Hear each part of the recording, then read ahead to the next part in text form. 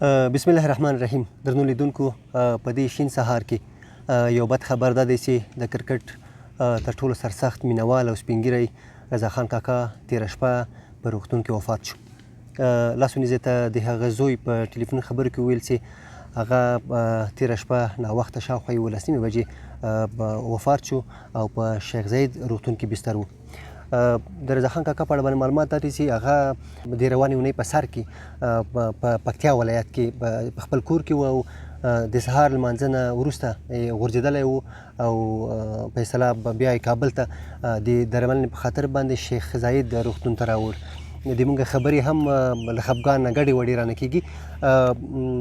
لکه څرنګه چې تاسې په عکسو کې ګورئ، رضا خان کاکا د کرکټ له ګڼو لوبغاړو سره عکسونه اخیستي. له دې ښکاري چې رضا خان کاکا د کرکټ له لوبغاړو سره نږدې او شخصي اړیکې هم درلودلې. په هغه وخت کې چې کله دی ناروغ سه او کابل ته راوړ او په شیخ زاید روغتون کې بستر سه، کرکټ بورډ هغه وخت کې اعلان وکړ چې دوی د کرکټ د بابا یا د رضا خان کاکا د ناروغۍ یا د روغتیا په خاطر باندې چې دلته کوم لګښت پرې لګېږي په روغتون کې دا بشپړ مصارف په ځان باندې اخلي.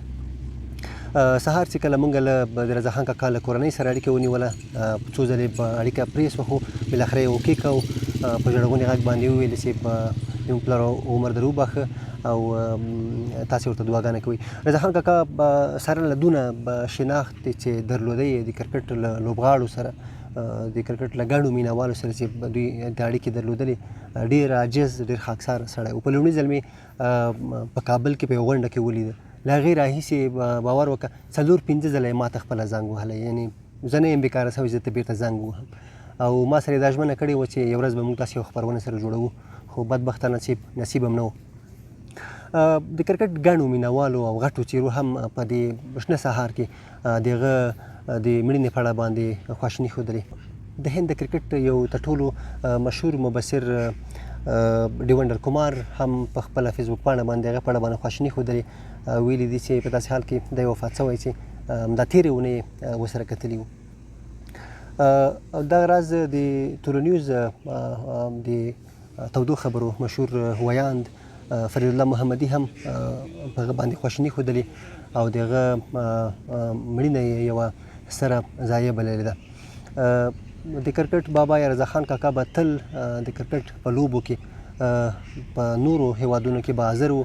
له دې ښکارېده چې کرکټ بورډ د هغه ملاتړ کاوه، ناست به و او خپل لوبډله به یې تشویقوله. په وروستیو وختونو کې به هم چې کله لوبغاړي کابل ته راغلل، دی به ورته مثلا شپږیزه به د کرکټ لیګ و چې دی په وروستیو کې ورغلی و. ډېر نه یوازې داسې هغه افغانانو هغه سره مینه درلودله، بلکې د کرکټ د غټو څیرو لکه ډیونډر کمار چې مخکې ما نوم واخیسته، ده هم ورسره اړیکې درلودې. نو رضا خان کاکا ته دعا وکړي، رضا خان کاکا د خدای پاک وبخي او د افغانستان کرکټ او افغان اتلان دې تل بریالي او د نړۍ په کچه باندې وځلیږي.